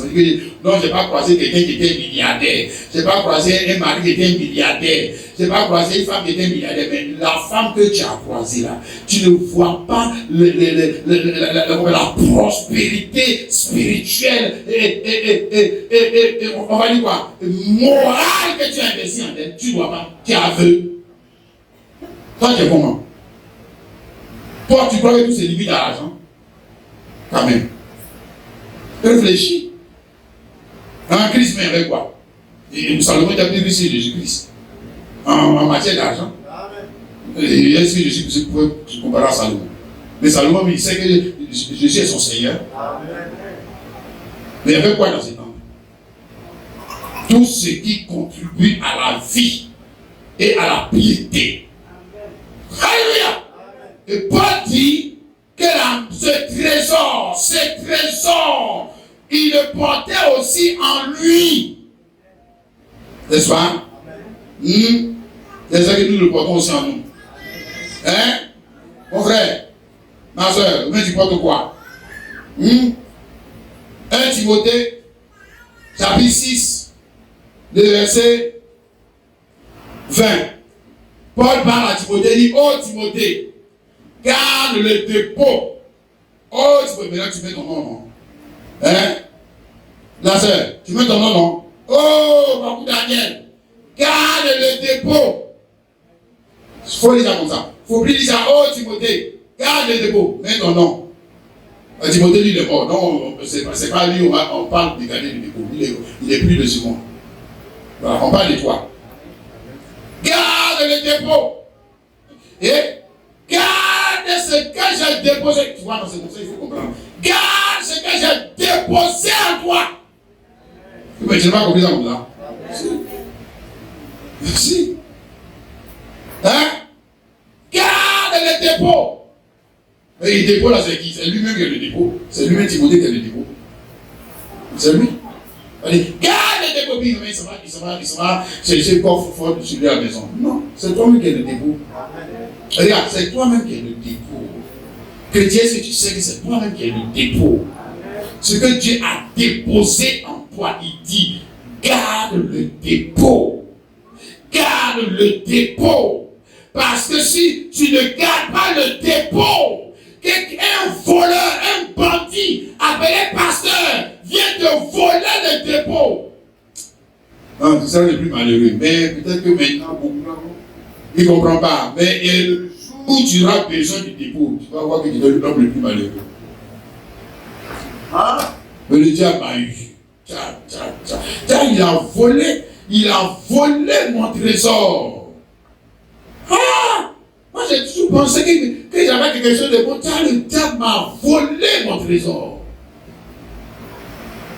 Ça dépend aussi de ce que toi tu appelles trésor. Bon, je ne sais pas si c'est pour l'Ancien Testament, parce qu'on a dit dans la suite 3, 10, on a dit apporter à la maison du trésor. C'est pas ça, c'est pas trésor qu'on a utilisé. C'est pas ça. Voilà. Ça dépend de ce que toi tu appelles trésor. Du moins, aujourd'hui tu appelles trésor. C'est ça. Le dépôt, c'est-à-dire c'est quelque chose qu'on a confié. Quelque chose qu'on a confié à quelqu'un que la personne doit utiliser selon les instructions qu'on lui a données. C'est pas ça. C'est ça le dépôt. Donc je t'ai donné quelque chose et que j'ai déposé en toi. Hein? Pour que tu utilises cette chose selon les instructions qui vont avec la chose. Parce que dépôt là, quand dépôt là, ça veut dire que quand on te donne la chose, l'instruction aussi vient avec. C'est ça qu'il a dit. Sinon, il ne va pas dire garde le dépôt.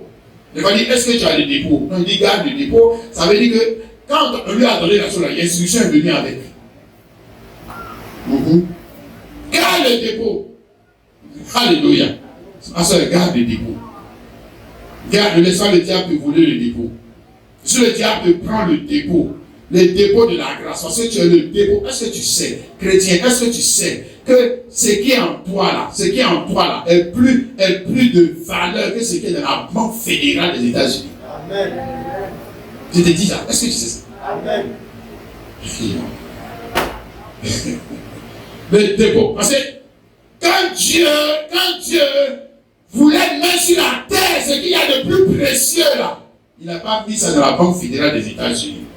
Or, la Banque fédérale des États-Unis, c'est gardé partout par les GIs, machin, tout ça. Mais non, il a choisi des hommes, il a choisi des femmes que le monde ne considère pas, à qui il a donné son quoi, ce qu'il a de précieux. C'est pour ça qu'il a dit, garde le dépôt. C'est pour ça qu'il a dit ça. Il va dire ça à Bill Gates, il va aller dire ça, il va faire quoi avec lui-même? Oh. Il va faire quoi avec lui-là? Il va dire ça à Donald Trump, à ces gens-là. Il va faire quoi avec lui-là même? Il fait quoi avec lui-là? Ah, toi aussi. Dans le dépôt, avec les hommes qui ont, on va dire, reçu la faveur. Parce que c'est un dépôt qui vient avec quoi? La faveur de Dieu pour ton jour. Tous les autres hommes n'ont pas ce dépôt. Non, mon frère. Tous les autres femmes n'ont pas ce dépôt. Et ils ne l'auront pas. Parce que c'est la grâce que Dieu fait. Alléluia. Est-ce que tu réalises ce qu'on essaie de te dire? Amen. Amen. Est-ce que tu as le lieu de dépôt, ma soeur, mon frère?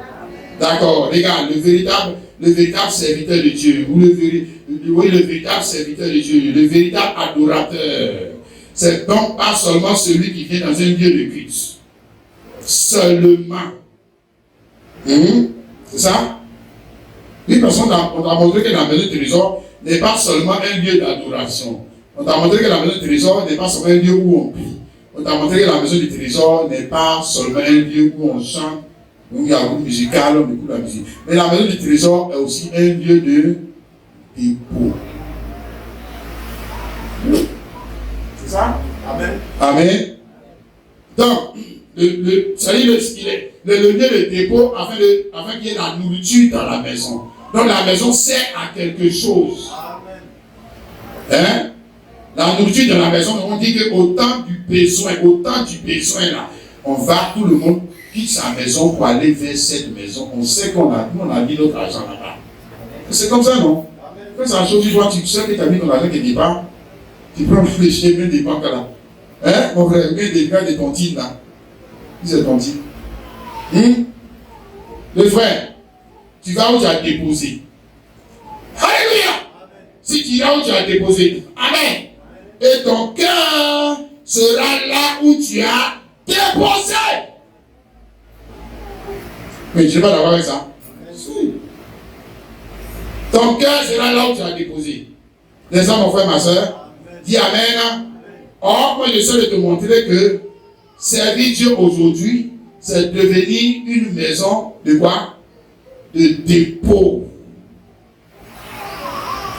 Je répète, servir Dieu aujourd'hui, rendre un culte agréable à Dieu aujourd'hui, c'est donner son corps pour devenir une maison de dépôt. Alléluia. Dépôt de quoi? Mais la vie de Dieu. Ce n'est pas seulement naturel. Seulement. Vie de Dieu.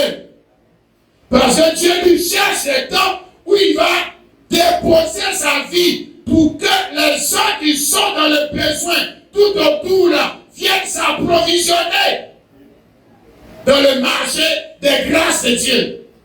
Alléluia. Donc, ce que Dieu attend de moi et de toi, c'est que nous donnons notre vie pour être quoi? Le lieu de dépôt de quoi? La grâce de Dieu, ou encore on va dire la vie de Dieu, ou encore on va dire la sémence de Dieu. Alléluia.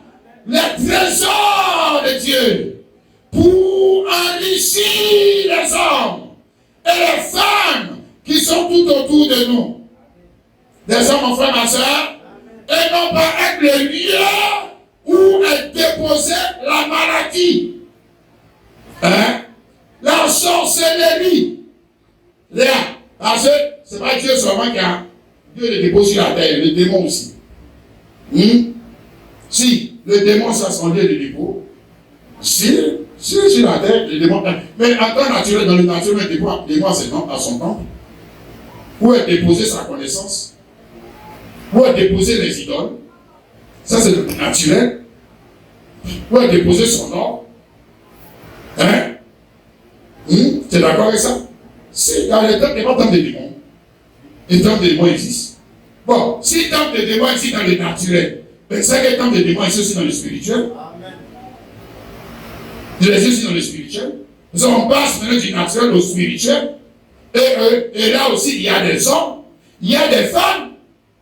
Même quand ils fréquentent l'église, mais ils sont le lieu de dépôt du mensonge. Oui. Le lieu de dépôt de la sorcellerie.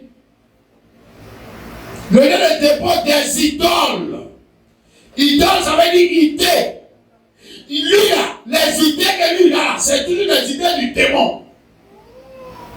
C'est ça l'idole. Idole, c'est idée, mon frère.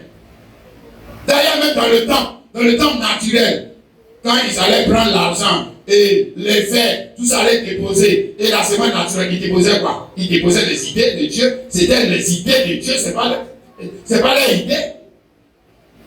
On revient toujours au principe de l'idée. Tu comprends? Donc un homme, il est soit un temple où on dépose les idées de Dieu, soit il est un temps où on dépose les idées du monde. C'est l'un ou l'autre. C'est ce qu'il est. Maintenant, il n'a qu'à dire, je suis catholique, je suis ici, je suis brahmaniste, je suis comment je connais Branham. Nous, on ne fait rien avec ça. Nous, on ne fait rien avec ça. On regarde les idées que tu exprimes. C'est dans moi, les gars. C'est le dépôt de quoi? Je suis le dépôt de Jésus-Christ. Et puis tu exprimes les mêmes idées que le monde a du mariage, tu exprimes les mêmes idées que le monde a du sexe, tu exprimes les mêmes idées que le monde a de la beauté, tu exprimes les mêmes idées que le monde a de l'habillement, etc., etc. Toi, donc ça veut dire que tu es le dépôt de quoi? Regarde les idées que tu exprimes. On voit tu es le dépôt de quoi? Dépôt de quelle bonne grâce. Là, pour le démon aussi c'est grâce, mais c'est grâce du démon. C'est grâce du démon. Si, et le démon s'il fait grâce, il fait grâce à qui? Mais il fait grâce à ses enfants. Il fait grâce, qu'est-ce que tu crois? Le démon s'il fait grâce, mais à ses enfants. C'est ça? Tu comprends? Donc, un chrétien, je dis, frère, regarde, un chrétien qui n'est pas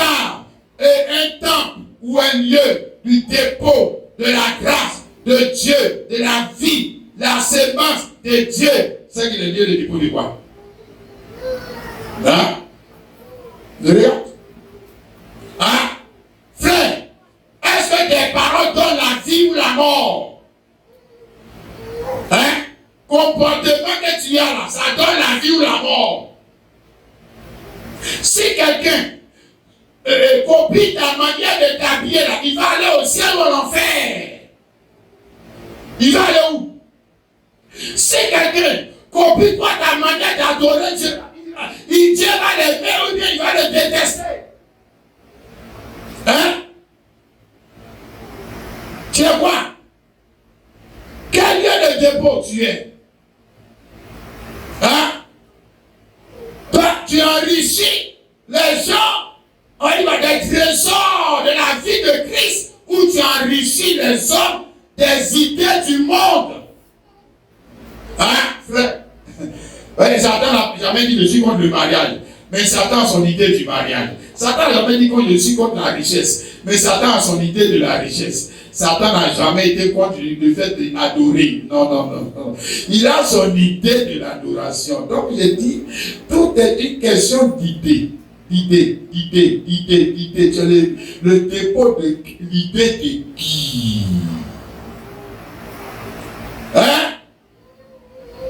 Genèse 3:11, Dieu a dit à Adam et Ève, hein? On a dit à Ève, elle a dit, je suis nue. Il dit, il dit, je suis nue. Et puis elle allait me cacher, puis Dieu lui a demandé, qui t'a appris que tu es nu? Qui t'a appris ça? Comportement que tu as là, qui t'a appris ça? Hein? Ta manière de vivre là, qui t'a appris ça? Qui a déposé ces idées-là dans ta tête? Regarde bien. Hein? Regarde bien. La Bible dit, Timothée chapitre 4, verset 1 à 2, que dans le dernier jour, les hommes vont s'égarer parce qu'ils vont embrasser des doctrines de démons. Hein? Des démons, c'est quoi? C'est les idées des démons. Hein? Les idées de la vie. Je ne vais pas dire les idées de la Bible. Les idées de la Bible. Ils ont dit que ce n'est pas les gens qui sont des faux docteurs. Laisse-moi dire ça pour toi. Mais laisse-moi dire simplement que dans les derniers temps, quelques-uns abandonneront la foi pour s'arracher à des esprits séducteurs et à des doctrines de démons par hypocrisie de faux docteurs. On n'a pas dit par hypocrisie des charlatans. Non, ce n'est pas des charlatans. Hypocrisie de faux docteurs. Mais pourquoi mettre faux avant de dire docteur? Parce que regarde la sémence qu'ils ont. Regarde la sémence qu'ils ont. Ou on va dire, ils sont le dépôt de quelle sémence? Tu vois ça? Amen. Alors toi aussi, tu as le dépôt de quelle sémence? Alléluia. Tu as le dépôt de la véritable sémence? Ou bien tu as le dépôt de la sémence mondaine? Sémence traditionnelle. Alléluia. Ou la sémence de Dieu pour ce jour. Alors, Apocalypse chapitre 3, le verset 17 à 18. Il dit, pardon, Apocalypse chapitre 3, le verset 17 à 18. Il a dit, parce que tu dis je suis riche, je me suis enrichi, je n'ai besoin de rien. Et parce que tu ne sais pas que tu es malheureux, misérable, pauvre, aveugle, nu, je te conseille d'acheter de moi de l'or éprouvé par le feu, afin que tu deviennes riche, et les vêtements blancs afin que tu sois vêtu, et que la honte ne te paraisse pas, et un collier pour tes yeux afin que tu vois. Tu as saisi? Le mot-clé ici, c'est enrichi. Parce que, verset 17, je suis riche, je me suis enrichi. Verset 18, je te connais l'acheter de moi de l'or et par le feu, afin que tu deviennes riche. Donc, il est ici question de s'enrichir. Hein? S'enrichir, c'est emmagasiner. Hein? S'enrichir, ça veut dire qu'il y a quelque chose que je dois prendre, hein, pour déposer dans ma vie. Et je dis aussi enrichir, ça veut dire aussi enrichir ton intelligence. Même quand tu manges, je t'ai dit, tu es en train de t'enrichir. Quand tu mets de l'argent en banque, tu économises, tu es en train de t'enrichir. Amen. Alléluia. Alors ici, dans le texte de l'Écriture, nous voyons que l'Église s'est enrichie. Parce qu'elle dit, verset 17, je suis riche, je me suis enrichi. Donc elle a emmagasiné. Comme dans Malachie 3:10 là. Dieu avait dit que emporter à la maison du trésor toutes les dix pour gagner la maison de la maison. Mais c'est ce qu'ils ont fait. Donc, ils se sont enrichis des choses matérielles. C'est ce qu'ils ont fait. Hein? Mais là, ici, on a l'église de Jésus-Christ. L'autre côté, là-bas, c'est l'église de Moïse. Et puis, c'est Dieu qui a dit de faire. C'est pas ça? Maintenant, c'est ce que Dieu a dit de faire dans la suite là-bas. Mais c'est ça qu'ils ont fait. C'est ce qu'ils ont fait. Hein? On dit, je me suis enrichi. Je suis riche, je me suis enrichi. Mais pourquoi le bois de paille? Mais pourquoi lui mener ses vaches? Hein? Tu ne sais pas que tu es malheureux, misérable, pauvre, avec un nul. Pourquoi il plaint? Pourquoi il plaint? Alors que, est-ce que s'enrichir, c'est mauvais? Hein? Hein? Est-ce que Dieu est contre quelqu'un qui devient riche? Non. Hein? Non, Dieu n'est pas comme ça.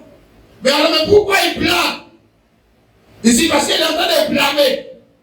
Et il parle, malgré que cette église, ce serviteur de Dieu, ce servant de Dieu, s'est enrichi, donc emmagasiné des choses sur la terre, parce que ici, ce n'est pas au ciel. Il n'est pas emmagasiné dans le véritable sanctuaire. Non. Il n'a pas mis ça dans le véritable sanctuaire. Tu vois pourquoi il est en train de blâmer maintenant, non. Il n'a pas mis ça dans le véritable sanctuaire. Il a mis ça dans le sanctuaire que les païens aussi mettent les choses. Il a mis ça là-bas. Et il n'a rien mis, il n'a jamais rien mis dans le véritable sanctuaire. Hein? Crois-tu qu'il y a un véritable sanctuaire chrétien? Alléluia. Ici, Matthieu chapitre 6, on va lire cela. Si Jésus l'a dit, hein? Il nous a montré aussi le véritable tabernacle dans lequel nous devons mettre quoi? La semence. Matthieu 6, verset 19 à 21. Il ne vous apportez pas les trésors sur la terre. Ah, c'est pas ça qu'il a dit, Matthieu 3, il se met quand même les trésors là-bas. C'est pour ça qu'il a dit que nous marchons, on doit marcher avec Dieu. Nous marchons avec Dieu, on ne s'arrête pas. Marcher, ça marche, on ne peut pas s'arrêter et marcher en même temps. Voilà. On ne peut pas s'arrêter et marcher en même temps. Marcher, ça veut dire qu'on va de révélation en révélation. Ça veut dire qu'on va en grandissant. Ça veut dire qu'on va en découvrant parfaitement ce que Dieu lui veut dire. On ne reste pas au stade d'enfant. Ça veut dire qu'on grandit de la connaissance. Ah oui, ça veut dire Malachie 3:10, apporter à la maison du trésor, toutes les 10 pieds des trésors de la maison. Et puis après, le même Dieu, il vient, il dit, ne vous amassez pas des trésors sur la terre. Ah, on dit, mais Dieu, qu'est-ce qu'il va pas avec toi? Pourquoi tu te contredis? Non. Où la terre et la roue détruisent, où le volet perce et dérobe, mais amassez-vous des trésors dans le ciel. Ah, maintenant on va au ciel. Le ciel c'est quoi? Mais le véritable tabernacle. Le ciel c'est le véritable tabernacle. C'est pas ça? Oui. Donc, on a commencé à amasser sur la terre. Et puis après, maintenant, on arrive au moment où il y a le sang de Jésus qui nous introduit dans le véritable tabernacle. Alors il dit maintenant, amassez dans le véritable tabernacle. Alléluia. Tu vois ça, mon frère, ma soeur? Est-ce que nous marchons avec Dieu? Chrétiens, est-ce que nous marchons avec Dieu? Mais nous sommes arrêtés à Malachie 3:10. Hein? Non, on doit marcher avec Dieu, n'est-ce pas? Et en marchant avec Dieu, nous découvrons que nous avons maintenant accès au véritable tabernacle. Nous devons amasser des trésors dans le ciel, où la terre, où la ruine ne détruise point, où les voleurs ne pèsent, ni ne dérobent. Car là où est ton trésor, là aussi sera ton cœur. Ça c'est sûr, mon frère. Ça c'est sûr. Car là où est ton trésor, là aussi sera ton cœur. Quelqu'un comprend qui dit Amen. Et comment l'église peut-elle soupirer à aller au ciel si son trésor est sur sur la terre. Moi, je pose la question simple. Dit Jésus avait dit Jésus. Mais je ne suis pas sûr que tu veux que Jésus vienne. Si, comme Daniel, tes trésors sont sur la terre, tu ne fais rien avec Jésus avec Jésus vient. Tu ne fais rien avec ça. Hein? Non, tu ne fais rien avec ça. Même ça t'attriste. On dit Jésus a venu chercher. Hey, Jésus, tu as venu vraiment me chercher. Non, ça te fait mal. Jésus, tu ne peux pas me faire ça. Tu as venu me chercher. Alors que moi, je faisais sur la terre. Hein? Regarde un peu avec Lot. Comment avec Lot, on dit il n'a qu'à sortir. Lui et sa femme. Mais comme son trésor était à Sodome, il a fallu le brutaliser. Il faut faire là-bas, tu vas voir. Il a fallu on l'a traîné. On l'a traîné pour le faire sortir de Sodome. Le gars, il sort là. Aïe. Son trésor est là-bas. Donc, il est difficile pour l'homme qui a investi, c'est-à-dire déposer. Où as-tu déposé ce qui t'est cher? Où as-tu déposé? Maintenant, Jésus lui demande. Puisque maintenant on a accès au tabernacle céleste. Avant, comme on n'avait pas accès au tabernacle céleste, et qu'on avait seulement accès au tabernacle qui était à Jérusalem, il dit qu'on déposait là-bas. Déposer. Déposer quand vous partez là. Vous avez vos trucs là. Déposez ici. Déposez. Et puis après, maintenant, il dit non, si vous déposez là, de toute façon, ils ont détruit le temps. Vos banques là, ils vont détruire. Bon, maintenant, prenez et puis déposez. Déposez l'autre côté. Déposez. Parce que de toute façon, c'est là-bas, on s'en va, non? Alors déposez. Alléluia. C'est là maintenant, on voit qui a foi. Hein, frère? Dis Amen. On voit qui a foi. Alléluia. Tu vois, non, pourquoi il la blâme? Pourquoi il la blâme? Pourquoi il la blâme? Tu vois, pourquoi il blâme cette église? Mais je n'ai pas vu ça. Elle a déposé au mauvais endroit. Elle a déposé les adorateurs de l'ancien ou les adorateurs de l'ancien testament déposaient. Alors qu'elle dit qu'elle est l'église. Et si elle est l'église, elle fait partie du tabernacle céleste. On dit dépose au tabernacle céleste. Elle dit elle ne dépose pas là-bas. Elle a tout déposé sur la terre. Alors Jésus a dit, tu n'es pas riche. Hein? C'est la première chose qu'il a blâmé. Deuxième chose, qu'il dit encore dans sa prophétie, verset 18, je te conseille d'accepter de moi de l'or, éprouvé par le feu, afin que tu deviennes riche, et des vêtements blancs, afin que tu sois vêtu, et que la honte en Dieu ne paraisse pas, et un colis pour un désir, afin que tu vois. Donc, je te conseille d'accepter de moi de l'or, éprouvé par le feu. Ça veut dire quoi? Ça veut dire que cette église, elle ne s'est pas tournée vers Christ. Ces chrétiens ne s'est pas encore tournés vers Christ.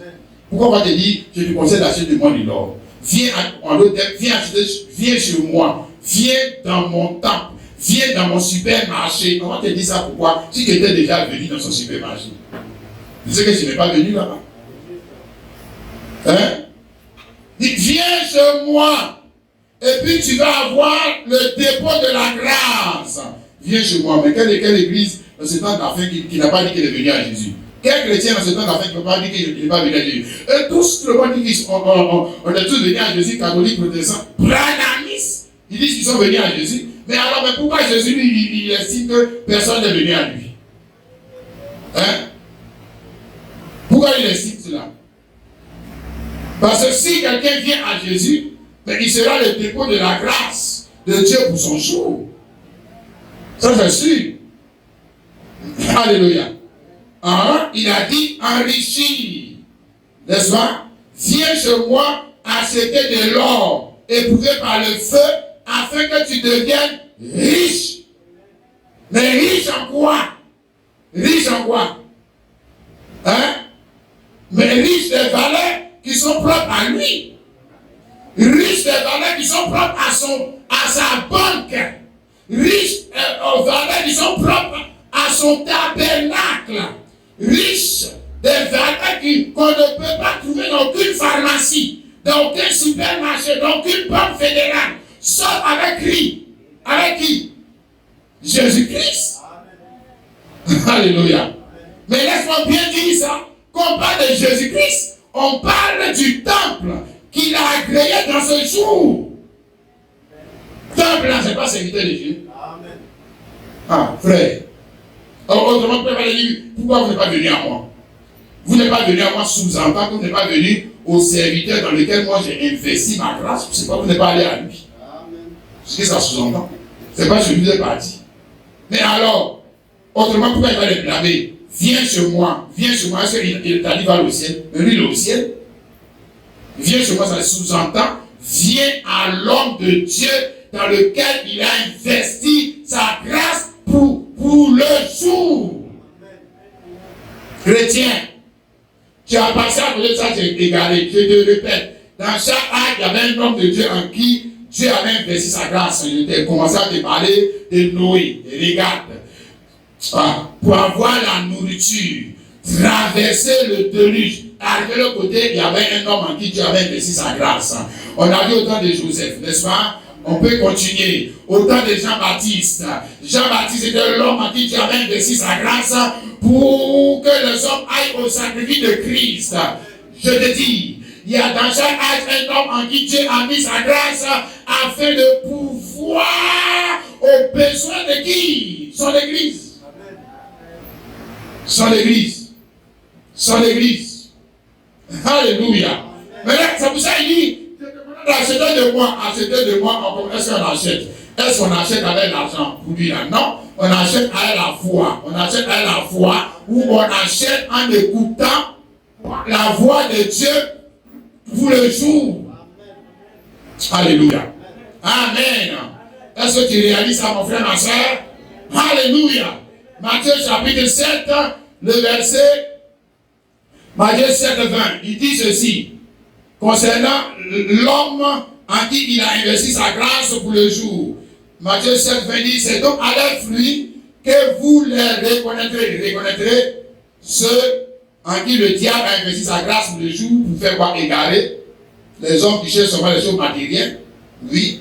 Maintenant, on parle aussi de qui? Reconnaître son prophète, reconnaître son pasteur, reconnaître son temple dans lequel Dieu lui-même s'est investi dans le jour pour servir de nourriture à son peuple. Tu as compris dans l'image? Tu as compris l'image, mon frère chrétien? Alléluia. Vous les reconnaissez à leurs fruits. C'est pas ce qu'il a dit. Mais avant d'avoir le fruit, on dit qu'il faut une sémence. Tu es d'accord? Si, avant d'avoir le fruit, il faut une sémence. Donc, comment je vais reconnaître l'homme en qui Dieu a investi sa sémence? Comment je vais le reconnaître? Parce que l'homme là, il porte le fruit. Comment peut-il arriver à porter le fruit si Dieu n'a pas investi en lui sa sémence? Comment Marie peut-elle porter le fruit si Dieu n'a pas investi en elle sa sémence? Comment Jean-Baptiste pouvait-il porter le fruit et voici l'agneau de Dieu qui a le bénéfice si Dieu n'a pas investi en lui sa sémence? Comment William aurait-il pu porter le fruit pour le jour si Dieu n'a pas investi? C'est Dieu qui a investi la sémence. C'est pas comme dans l'ancienne alliance, c'est l'homme qui prend la sémence pour aller mettre là-bas. Non, cette fois-ci, Dieu lui-même met la sémence dans un homme. Et la sémence en homme doit porter le fruit.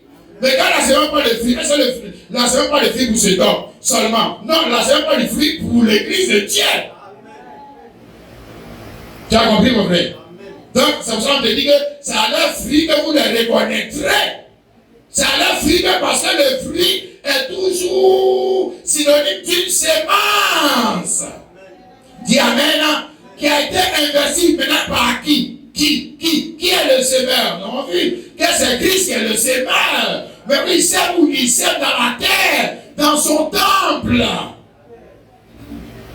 dans lequel il s'investit lui-même. Dis Amen. C'est Dieu qui s'investit dans cet homme pour que cet homme puisse servir de quoi? De banque, de lieu d'approvisionnement, pour faire quoi? Pour édifier le peuple, afin que le peuple puisse arriver où? Cette fois-ci, c'est arrivé à l'enlèvement. C'est arrivé à l'enlèvement. Alléluia. C'est arrivé à l'enlèvement. Quelqu'un comprend? Quelqu'un comprend la profondeur de la parole de ce jour, mon frère, ma soeur? Alléluia. Amen. Amen.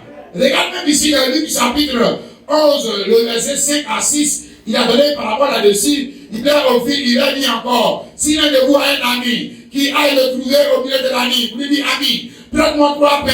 Quand un de mes amis est arrivé de voir chez moi, je n'ai rien à lui offrir. Et non pas je n'ai rien à manger. Non. C'est je n'ai rien à lui offrir. Je n'ai rien à lui offrir. Mais lui offrir quoi? Tu veux lui offrir quoi? Toi tu es chrétien, tu veux lui offrir quoi? Hein? Tu veux lui offrir le sida? Tu veux lui offrir quoi? Hein? Coronavirus? Tu veux lui offrir quoi? Toi tu es chrétien, tu vas lui offrir quoi? Le brahmanisme?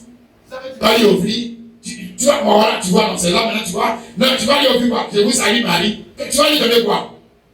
Frère, s'il vient à toi, tu vas lui donner quoi? Maintenant, quand il vient à toi, et puis maintenant, on trouve seulement la semence naturelle. Frère, c'est que tu as un problème. Toi, chrétien, là, tu as un problème. Hein? Il dit bien la parabole de Jésus-Christ. Il dit, le gars arrivé chez moi, et je n'ai rien à lui offrir. Je n'ai rien comme quoi lui offrir. Tu n'as rien comme quoi lui offrir. Hein? Donc les gens ont beaucoup de choses à offrir, sauf ce que Jésus, en ce temps de la fin, veut que l'Église offre. Maintenant, quand tu arrives, et toi-même tu dis que tu es un chrétien, toi ta vie chrétienne là, ta vie chrétienne, tu n'as pas sans rien offrir. Sans rien offrir. Tu n'as pas le salut à offrir. Tu n'as pas le conseil de la Bible à offrir. On va te demander problème de foyer. Oui, nos parents, avant, tu vas commencer à parler de tes parents, de tes aïeux, au lieu de parler de la Bible. Nous, on a fait quoi avec ça? Lui, est chrétien comme ça, mais il a quoi même? Il fait comme si la terre de Jésus-Christ.